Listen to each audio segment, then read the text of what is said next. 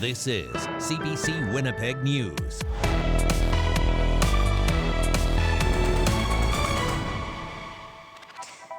Good evening. Thanks for joining us. A group dedicated to helping end homelessness is being accused of helping people set up a riverside encampment.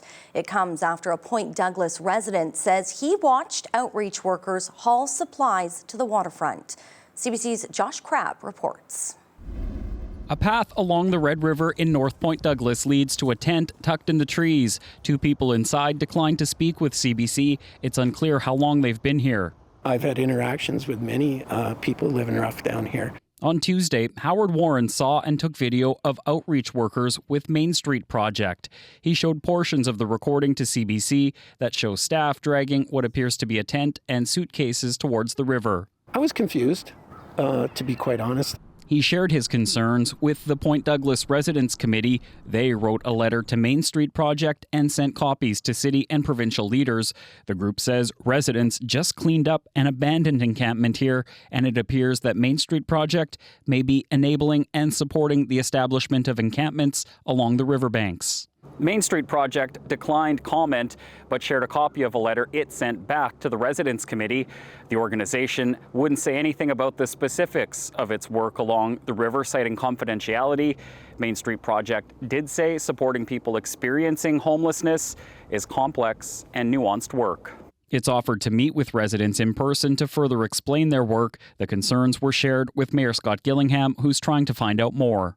The goal is to not be setting up tents anywhere in this city by anyone, but to get people into housing with wraparound supports. I don't want to see people living down by the riverbank. I don't want to see people living in parks. End Homelessness Winnipeg says it understands the concerns of Point Douglas residents. CEO Jason Whitford says no one wants encampments, but we must admit that when a person in distress has no safe shelter option immediately available, the choices left to outreach workers become limited and ethically complex. Warren says it seems to go against the province's plan of getting people out of encampments and into permanent housing. On the one hand, you're removing people. The other hand, you're helping them get back. Warren says he was told by the outreach workers people were being relocated from a different part of the river at the request of police. Housing Minister Bernadette Smith says the government has been in contact with Main Street Project to ensure all outreach efforts serve to move people into homes. Josh Crabb, CBC News, Winnipeg. Meantime, the city is looking to hire a group of outreach workers to help with vulnerable people, and the mayor says whoever takes on this contract needs to be focused on ending homelessness. CBC's Cameron McLean reports. Teams of outreach workers funded by the city provide services to people living in encampments 24 hours a day. The city's current contract expires at the end of June, and Mayor Scott Gillingham wants the next one to make something clear. We're going to provide funding only to those organizations who are fully committed to and complying with the Your Way Home strategy. Under the Manitoba government's Your Way Home strategy, the province has begun purchasing housing units, while the city funds outreach groups to connect people living on the streets with supports. Disagreements over how to get people out of camps and into housing have emerged in the past, with some groups focusing on housing first, while others work to support people wherever they are. Well, there may be different philosophies, when it comes to homelessness. We want to make sure that we are funding those agencies that are working in full alliance with and partnership with the province Manitoba strategy and our strategy as well. The executive director of St. Boniface Streetlinks says they've cleared away 26 encampments in just this year, many of them from places along the east bank of the Red River. But she says she's not sure whether they'll apply for the city's funding. I'm a little disheartened, I'm not going to lie. Willis says she supports the province's goal to end homelessness, but their plan lacks an adequate housing supply and funding supports. None of us really understand the Our Way Home plan. If I'm to take that RFP from the city and I'm to align that with the provincial strategy to end homelessness, I'm not sure what that is. While the province has moved some people out of encampments and into housing, Willis says progress has been slow. I kind of feel like the province and the city are both kind of walking back on the commitment to proactively get people out of encampments. The city's contract would last until 2027 and is budgeted for over $1.3 million. Cameron McLean, CBC News, Winnipeg. Police say a 39-year-old man was killed in the city's Central Park area, and so far they have no suspects. Police were called to Cumberland Avenue near Hargrave Street at 1 this morning. Officers applied chest seals and the man was rushed to hospital but didn't survive. A man who lives in the area says his dog started barking after he heard loud noises around the time of the incident. So I went and opened my window and I looked down, and there was 3 more shots, about 2 minutes after the first 7.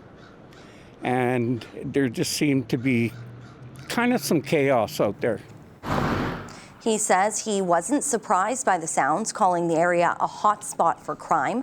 Police have released no further information on the victim or any possible suspects. Meantime, police say the death of a man whose body was found at a recycling depot yesterday has been deemed not suspicious. Officers were initially called to the GFL Material Recovery Facility in St. Boniface yesterday morning. They say an autopsy found there was no foul play. It's believed the man climbed into the recycling bin seeking shelter. Childcare workers at provincially funded centres are getting a bump in pay, which the NDP is claiming is the largest boost to their wages in the province's history.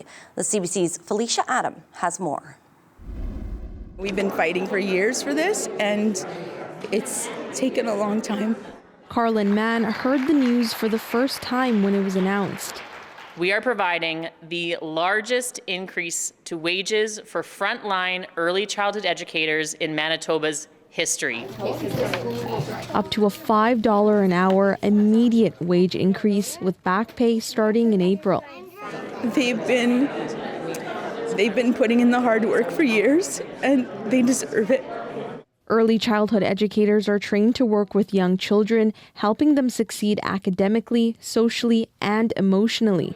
Mann has been in the profession for 30 years. We do it for the passion of the job, but there's also the other side of it of like passion doesn't pay our mortgage. $60 million in provincial and federal funding will go to Manitoba-funded childcare centres to support the wage increase. Jody Keel, the head of the Manitoba Childcare Association, says it's been a long time coming. I think it just really demonstrates the power of advocacy.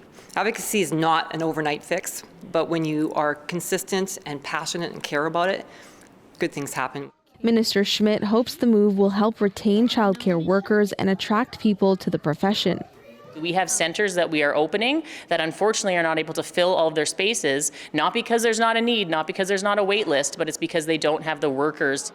Tara Mills recently left her profession as an ECE because of low wages.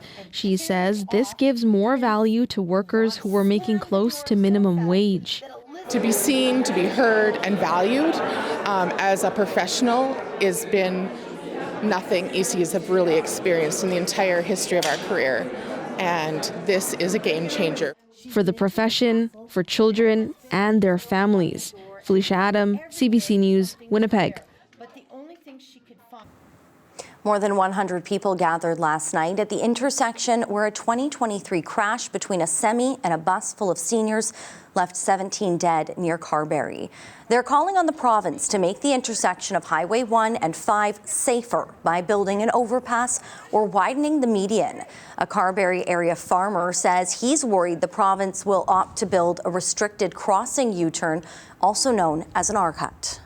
No, I've already got a plan. Like I live south and to the west, I'm coming back roads. I am not taking a chance on a foggy morning trying to merge across 3 lanes and then have to turn around and do it again on the other side. That's bizarre. An engagement report on the future of the intersection is expected to be released this summer.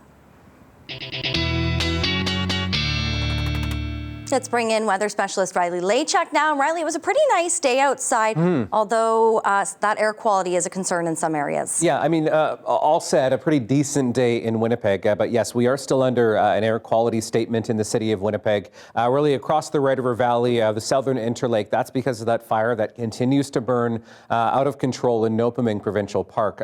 As we see the wind shifting around, that's when we get some of those periods of haze through southeastern Manitoba into into the Red River Valley as that wind is out of more of a north to northeasterly flow. 20 degrees in Winnipeg today as forecast this afternoon, 19 in Brandon, 21 in Melita, fairly seasonal for this time of the year. And that is kind of the name of the game as we get into the weekend. Lots of sunshine on the way this weekend as well. And really that is the story for the next 7 days, is just how sunny it's going to be. Not a lot of precipitation in the forecast, unfortunately, for those fires that are burning on the east side of the province.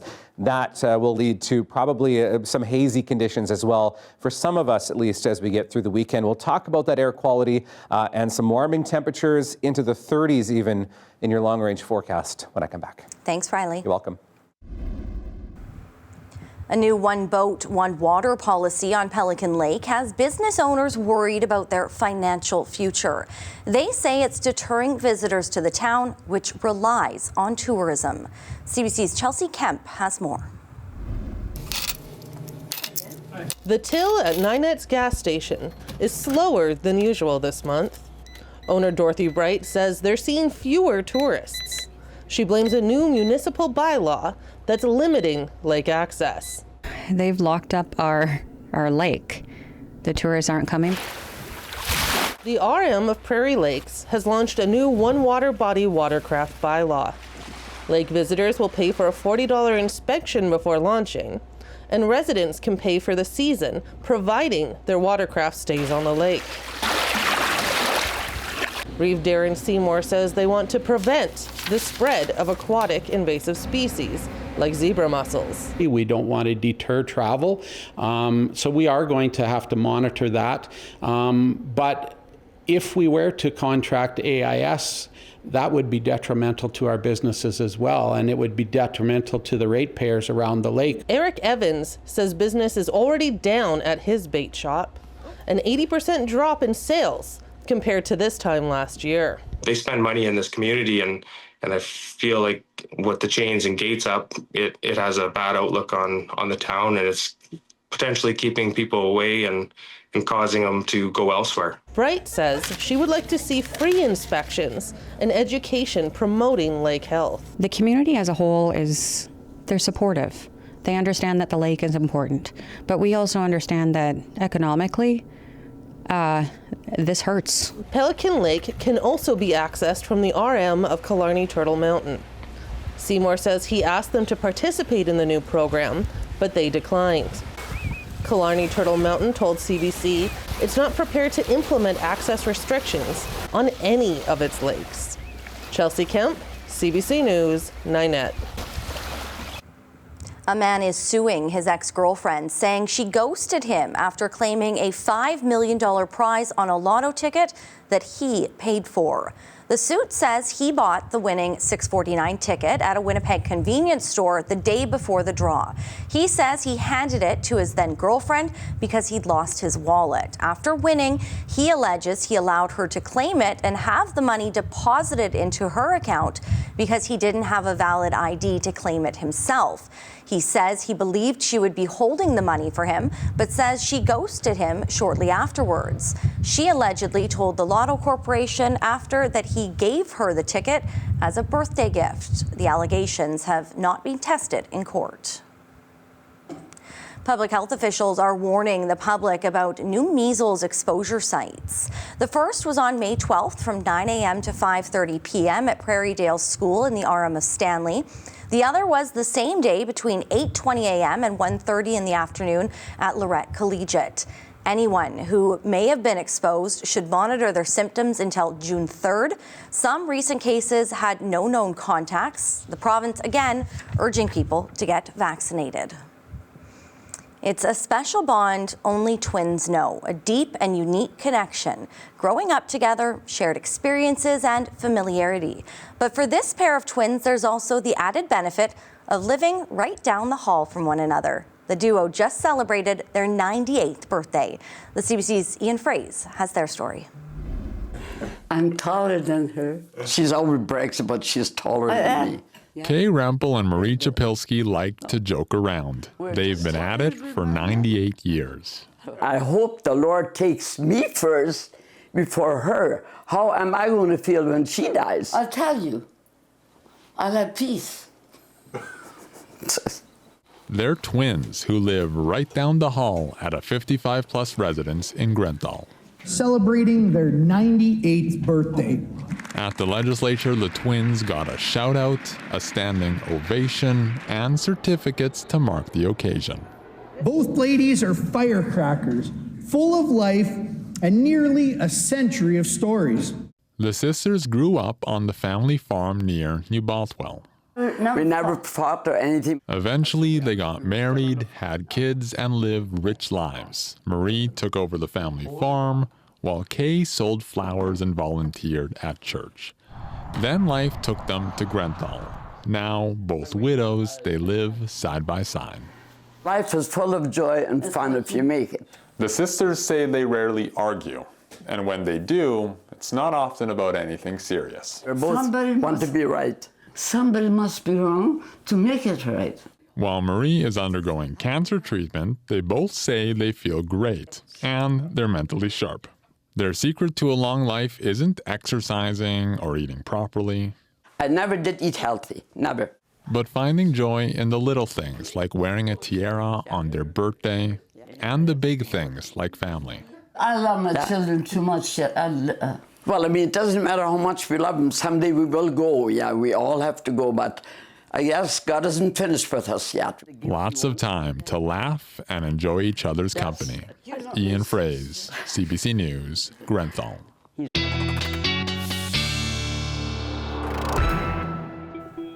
Love it. I know. Couldn't love it more, but I do love that they're also still wearing matching outfits. I noticed that. Gotta love that. Pointing that out. The florals too. Good time for florals. Great. Spring, nice weather. Absolutely. I'm going to start with the air quality because we do have those air quality statements that have been issued that are remaining in effect for the Red River Valley. The air quality health index in Winnipeg today peaking at a 6, which is a moderate, which means that if you're prone or experience symptoms, maybe limit your time outdoors. I mean, we haven't seen it at a 6 throughout the day today as the winds have shifted to a more easterly flow, but that's just where we peaked earlier. That shift in winds out of the east has pushed some of the smoke plume from Nopaming across Lake Winnipeg once again, but we'll get back into a more northeasterly flow as we get into the day on Saturday. So I do think once again tomorrow in Winnipeg, in southeastern Manitoba, we will experience some hazy periods. The other one I'm watching has been this fire burning near Pimicikamak, which is about 1,500 hectares in size, according to the provinces, has been putting out some locally smoky conditions around that part of the province. So keeping an eye on a couple of things, but the general message is Winnipeg and East do expect that we'll get into some periods of haze here as we get through the weekend. That's because of the ever-shifting winds here. Dying down, I mean, calm to gusting up to 20 kilometers an hour, but seeing that shift again as we get into Saturday out of the north and the northeast at times, but pretty variable. So that's why I say that smoke plume, that haze that we've been seeing will likely be in and out once again as we get through Saturday, even into Sunday. Futurecast, I don't have a lot to talk about. I can actually just let this run right through the weekend, and you really won't see much other than a few passing clouds as we get through the next couple of days. We're in a very calm, very stable pattern, high pressure really keeping us clear really across the province as we get through the weekend, and this pattern does hold as we get into next week, except for a few clouds bobbing in and out here as we get into the next work week here. Waking up on Saturday morning, temperatures very seasonal for this time of the year. Makes a difference when the sun comes out early in the morning. We get to an overnight low around 4 or 5 degrees outside the city, jumping up to 10 already by 8 o'clock in the morning. Dauphin, Brandon, Portage, Melita all at 9 first thing, even close to the 10-degree mark through much of northern Manitoba as well. And this is the pattern that we're in as we get into the next few days. So a few clouds for Saturday, 22 degrees. We'll try for 22 again for Sunday. And then Brittany, we climb up from there. 26 is for Monday, Tuesday. 28 for Wednesday, and it gets warmer from that in your 7-day forecast. All right. Thank you, Riley. You're welcome. Canada Post is still delivering the mail after threatening to start a general strike. The union is considering an offer, but as Thomas Dagg reports, in the meantime, customers may experience delays. Yes, that letter or parcel is still on its way, at least for now, after a last-minute decision by the Canadian Union of Postal Workers to call off a full-blown strike. a move that threatened to disrupt all deliveries beginning today. We want a fair collective agreement that is workable for the post office. The union is now telling its 55,000 members to boycott any overtime, leading Canada Post to warn some deliveries may be arriving late. Their volumes are down considerably. Everything's gone to the competition, or they're holding on to it. And the further we prolong this, the longer they're going to wait. Nobody wants to get burned again. Many customers hold bitter memories of holiday parcels delivered only after Christmas, with that month-long strike last year leaving Canada Post in limbo, and now serving a double whammy to small business owners like Don McCowan at his hobby shop in Toronto. We don't have the nest egg. We lost that in the last strike. So it's harder for us this time than it was, back then. He says the uncertainty is leading to a drop in his online sales and profits. Both Canada Post and the union blame each other for not budging in brief talks on Thursday night, with weekend work one key sticking point, and Cup W staunchly opposing their employer's plan for a separate part-time workforce. This has been a non-starter from the union from the beginning, and I'm just not sure how you get around that as we go forward. The Postal Service handed the union a 750-page package of offers earlier this week, and that's still on the table.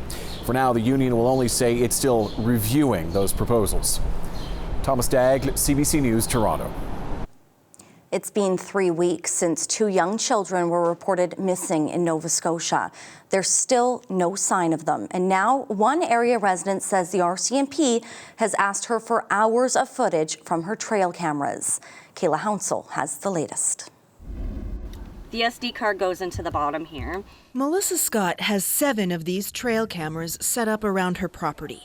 This week, she says the RCMP showed up asking for footage dating back 5 days before Lily and Jack Sullivan were reported missing from their home. I did mention to them that I was very happy to see them and glad that they were canvassing a little further and looking at trail cam footage.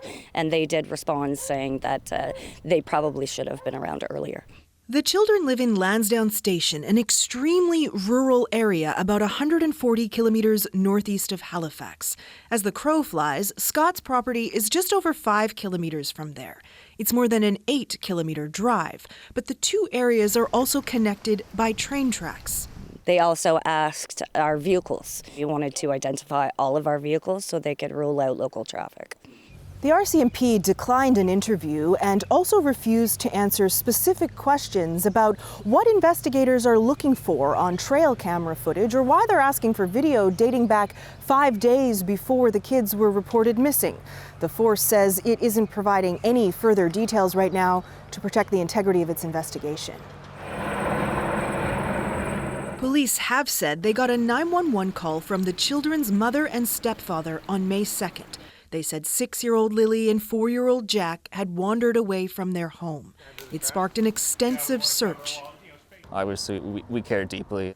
Volunteers are being offered support. A lot of our members have kids of their own, so obviously that makes it more challenging. Scott says she provided hours of video. And I didn't see anything on it, but they're welcome to have it, and maybe they'll see something I didn't. The case is captivating the province with so many questions and so few answers about what may have happened to Lily and Jack. Kayla Hounsell, CBC News, Pictou County, Nova Scotia. A U.S. judge has halted an order from the Trump administration against Harvard. The White House wanted to bar the university from enrolling international students, which could impact more than 7,000 foreign students. Cameron McIntosh reports. America's oldest university, an international symbol of prestige, Harvard will stay that way, at least for now. Winning a restraining order against a Trump administration policy that seeks to bar it from enrolling foreign students, about 1/4 of its student body. It's causing a lot of personal pain and panic to be caught in the crossfire. Thomas Met is one of around 700 Canadian Harvard students. It's really hard to see that this might abruptly be coming to an end because of the Trump administration. The attempted ban on foreign students is an escalation of tensions between Trump and several top U.S. universities. over curricula, diversity initiatives. Trump has frozen billions in federal grants, pressuring schools to align with his policies. Harvard has been pushing back. Now Trump is pointing to Harvard's handling of pro-Palestinian protests, accusing it of fostering violence and anti-Semitism. Harvard's going to have to change its ways. In a statement, Harvard called the administration's demands and actions unwarranted and unlawful. It's a vendetta using all powers of the government because of a political argument with Harvard. Prime Minister Carney is just one of many world leaders, past and present, to attend Harvard. His daughter Cleo, a current student, is caught up in this, as is the future Queen of Belgium. While the list of elite and influential alumni connected to Harvard spans centuries. Harvard is Harvard. But Marco Avina, a Canadian Harvard PhD student in politics, views this as a warning to others. It's a message, and it's meant to sort of destabilize academia. Like many Trump policies, all of this soon heading to court, with thousands of students' academic careers in the balance. Cameron McIntosh, CBC News, Winnipeg. Meantime, Donald Trump has the European Union in his crosshairs now, threatening 50% tariffs on imports. The CBC's Aaron Collins reports from Washington. In this U.S. president's roller coaster trade war with pretty much everyone on the planet, things seem to be picking up steam again. Donald Trump posting on social media today that he was frustrated with the trade deficit between the U.S. and the EU. The president pushing a familiar fix in that post: tariffs. Trump saying he wanted to see a 50% tariff on the 27-nation trading bloc by June 1st. Of course, this comes as the EU and U.S. are locked in trade relation negotiations. Here is the U.S. Secretary of the Treasury, Scott Bessent, speaking on Fox News today. The president believes that the EU proposals have not been of the same quality that we've seen from our other important trading partners. Well, I'm not going to negotiate on TV, but I would hope that this would light a fire under the EU. This kind of tariff threat starting to become a familiar part of the Trump negotiating strategy, and reaction from Europe has been swift but measured so far, perhaps picking up on the rhythm of a Trump trade negotiation. The Polish trade minister saying that some negotiations are going on behind closed doors, while others are more public, a nod to Trump's social media posts. And he went on to say that Europe has noticed that not all of the U.S. threats on trade necessarily materialize, something policy analysts in the EU have picked up on too. I think there's significant uncertainty on whether they will happen. But one thing is clear: if they happen, it means a major disruption to the transatlantic economy, which is going to be very bad for the US, for US consumers, and very bad for European consumers and European producers in particular. So analysts unsure if these tariff threats will materialize, but certain if they do, it will be damaging to both economies. Aaron Collins, CBC News, Washington. We're following updates from the sexual assault trial of 5 ex-World Junior hockey players in London, Ontario. The Crown has wrapped up questioning a former teammate about what happened that night in 2018. Megan Fitzpatrick has more. The trial of the 5 former World Junior hockey players accused of sexually assaulting a woman in London, Ontario, remains on a bumpy road at the end of this week. Arguments over text messages that the Crown is pushing to be included as evidence have now taken up several days. The trial got off track on Tuesday when Brett Howden began testifying and had trouble recalling certain details about the events in question. Howden testified by video link from Las Vegas, where he plays in the NHL. Howden is not accused of any wrongdoing. He was in the hotel room for a portion of the night where the alleged sexual assaults took place in June of 2018. Howden was called as a witness by the Crown, but his memory gaps have been a stumbling block for their case, especially when it comes to what he can remember about Dylan Dubé allegedly slapping the woman on her behind. Because he wasn't able to testify in the detail Crown lawyer Megan Cunningham was hoping, she's been trying to get the text messages he wrote to teammate Taylor Radish entered as evidence instead. They were written about a week after the events in question and include Howden saying that he's glad he left the hotel room when he did and that when he was leaving, Dylan Dubé was slapping the woman on her behind. These text messages are critical to the Crown's case. But their attempt to get the text messages accepted as evidence failed Friday morning following a ruling from Justice Maria Carosia. Cunningham isn't giving up. She filed yet another application and is trying one last avenue. Court heard arguments on this latest attempt today, and the judge will make a ruling Monday morning. Criminal lawyer Sam Puhala is not connected to the case, but is following it closely. If it's ruled inadmissible, then certainly that's an extra hurdle for the Crown in terms of now that important evidence to them. They wouldn't be pursuing it if it wasn't so important to them. Then it will not be admissible evidence at trial.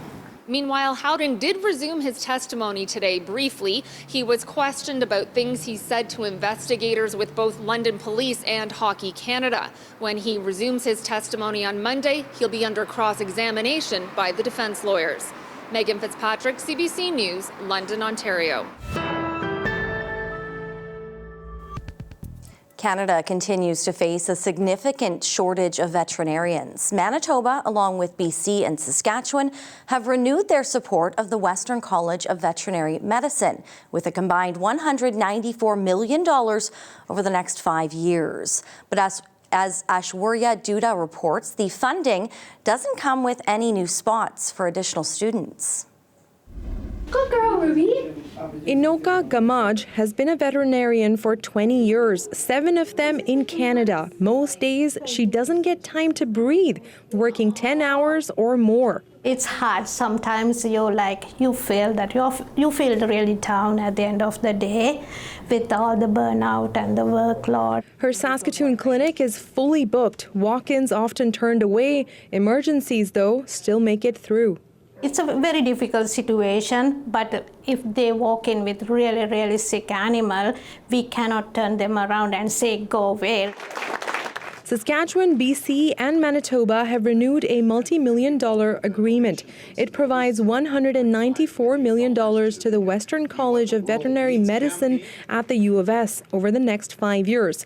But it won't add any spaces for new students. We don't have any space. We're full up. We've got 88 spots and we have 88 students and we have a high demand for those seats. That includes 25 seats for Saskatchewan, 20 for Manitoba, and 40 for BC. There are no spots for international students. Gamaj says that's a missed opportunity. She immigrated from Sri Lanka and completed a bridge program in Ontario. There's not such program other than the continuous education programs after becoming a vet, but to get the license here, we need some kind of bridging programs. Since the pandemic, she says the number of pets has increased and the number of vets hasn't kept up. She says there's also a lack of specialty clinics in the province. But for now, Gamaj leans on her love for animals to push through the exhaustion. The fur babies make a difference in our life. Aishwarya Duda, CBC News, Saskatoon. It's a touchdown for the Winnipeg Blue Bombers and its quarterback. Zach Collaros has agreed to a 1-year contract extension with the Blue and Gold through the 2026 season. The 2-time Grey Cup champ is entering his 6th year with the team. Collaros has led the football club to 5 straight championship games. The first preseason game is against Saskatchewan tomorrow, and Collaros must sit out of the opener due to a suspension. A sign of summer weather, spray pads across the city will begin opening tomorrow. They'll be open from 9:30 in the morning to 8:30 in the evening every day until September. Winnipeggers can check the city's website or call 311 for a full list of locations and opening status.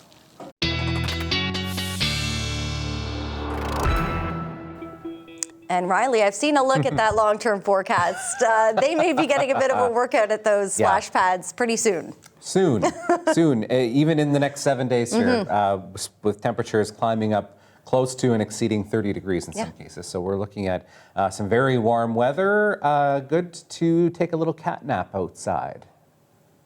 That leads us into Feline Friday with Yoke. I hope I'm pronouncing that right. Thank you, Ryan, for sending this picture in. I know you sent it in a while back, but we get lots of cats. You can send yours to talkback@cbc.ca. We'll need some pups as we get into the next couple of weeks here for the dog walking forecast as we get into next week as well. So please keep sending those along. Light winds to start tomorrow, maybe a bit of haze or a little bit of cloud bobbing in and out throughout the day, looking at 22 by the afternoon, 21 in Winnipeg by the evening. Winds fairly light tomorrow, maybe see some gusts up to 30 by the time we get into the afternoon and into the evening. Winnipeg at 19 degrees this hour, also 19 in Brandon, Melita at 20. These temperatures very seasonal for this time of the year. Thompson at 21 at the moment. High pressure has kept us sunny and clear for the most part. A bit of cloud cover into Saskatchewan and some of this into North Dakota, picking up on radar. A few showers down there. Don't expect any of that into Manitoba other than just a little bit of cloud cover. Other than that, we're looking at a pretty clear night tonight. Looking at temperatures around 6 degrees in Winnipeg, 5 in Brandon, Dauphin at 3, mostly clear skies. Red Lake, there is a frost advisory in place.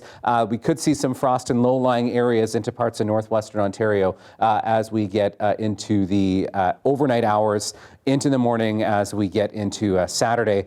The Pas, OCN, 4 degrees, 1 in Grand Rapids, 4 Norway House, and still looking at a couple of minus temperatures there on the map. 14 in Churchill tomorrow afternoon, mix of sun and clouds, maybe a bit more cloud around the Hudson Bay coast as we get through the afternoon. But other than that, we're looking at temperatures above seasonal for this time of the year. Through the north, and winds also fairly light once again, so a pretty pleasant day as we get through your Saturday. Across the south, temperatures also above seasonal and very pleasant for this time of the year. Not a lot of wind out there either. Until we get into the afternoon, maybe we'll see some breeze here and there. And there's the slight chance of a shower into Fort Frances as we get later into the afternoon tomorrow at 18 degrees. Looking ahead to Sunday, temperatures again above seasonal for this time of the year. And we're looking at some of those enhancements in terms of temperature up the western side of the province. Swanriver at 26, the Pas at 24, could even get to 26 in Thompson Sunday afternoon. Here in the south, 23s and 24s, a bright sunny sky, and that trend continues in your 7-day forecast with some warmer temperatures than these coming up. All right, thanks, Riley. Welcome. Well, it's been over 2 decades since Broken Head Ojibwe Nation had a buffalo herd. But this calving season, the community is welcoming some new hooved neighbors. So far, 11 healthy calves have been born in the community, with more on the way. The arrival of the buffalo has brought excitement to the First Nation, and many members are reflecting on the last time the animals were in the community.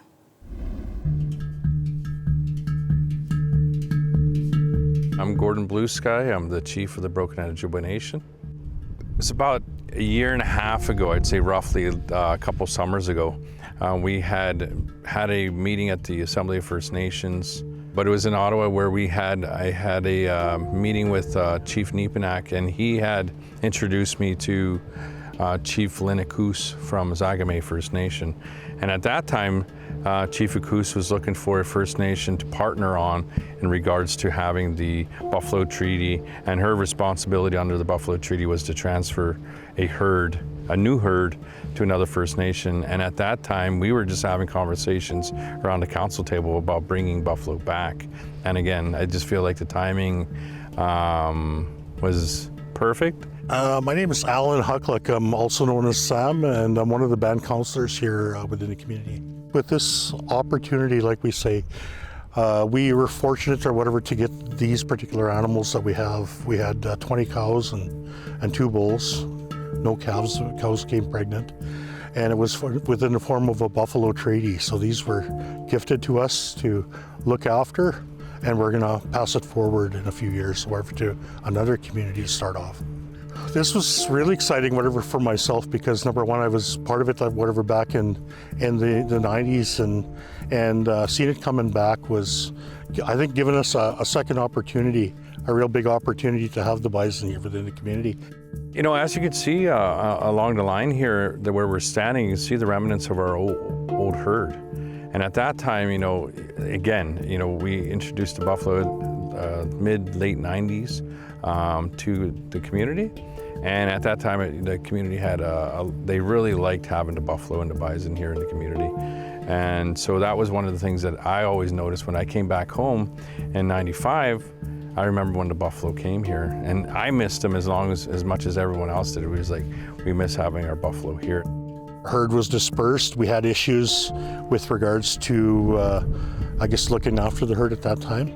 So this is a great opportunity to do it the second time. My name is Jeremy Chartrand-Casius, and I'm a ranch manager, and I do everything here. It's beautiful, honestly, just to watch them because, well, they're babies, you know. I've personally never seen baby bison before. I haven't even really seen them too much when we did have them. Just watching them interact with each other too, it's interesting. As soon as they drop from the mother, they can actually stand up and they can pretty well run right from birth. So they're born pretty strong. The first thing they do is, of course, they get their milk and just follow their mothers around pretty much. We can bring children down here to understand and get the teachings of buffalo firsthand. It's really good just to watch and to learn from the buffalo itself. And, you know, of course, these buffalo are just going to grow. And then what I'm hoping to see is that the opportunities just grow with it. Carl Smith, Broken Head Ojibwe Nation. I really think that's a great step for us to reintroduce again and maybe have a different outlook how to care for them. Not just for the value of the dollar, now it's the value of the respect and spirituality of the animal, and hopefully it helps our community grow a little stronger. Like I say, the kids need to know that thing, right? That's part of the land-based teaching. Like when you think about communities and the push is for land-based now, and the animals are part of the land-based. Just for the food and supporting us, but there for the spiritual connection between the Creator and all things, right? Here's something you don't want shipped directly to your house, ever.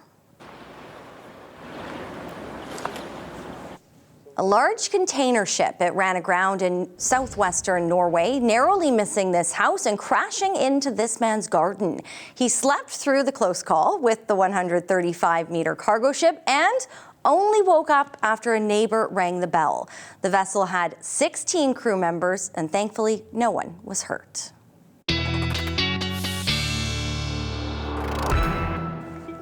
Okay, that's a little bit of a close call. We're looking at a mainly sunny sky again tomorrow in Winnipeg.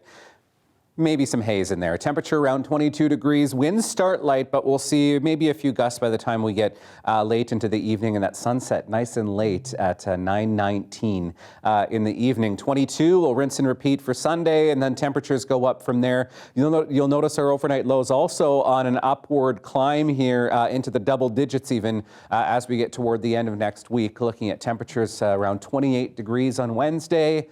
Let's try for 30 on Thursday and 31 degrees under a mainly sunny sky for Friday as well. Wow.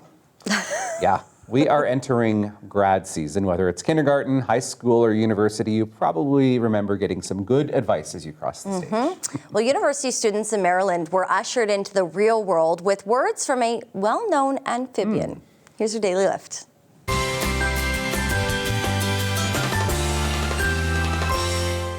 It's important to stay connected to your loved ones, stay connected to your friends, and most of all, stay connected to your dreams.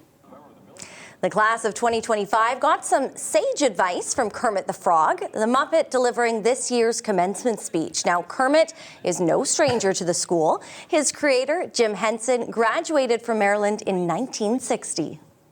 Life's like a movie. Write your own ending. Keep believing. Keep pretending. You've all done just what you set out to do. In a video announcing the speaker pick, Kermit is described as an environmental advocate, a best-selling author, an international superstar, and of course a champion of creativity, kindness, and believing in the impossible. As part of the address, Kermit encouraged students to, quote, leap together. You know what? He sounded like he had some good advice. Exactly. Exactly. You know, we could all use a little extra leap into the future. A little pick-me-up. Yeah. Especially as we head into a week. Exactly. Well, we hope you have a wonderful weekend. Stay safe. We'll see you back here next week. Bye.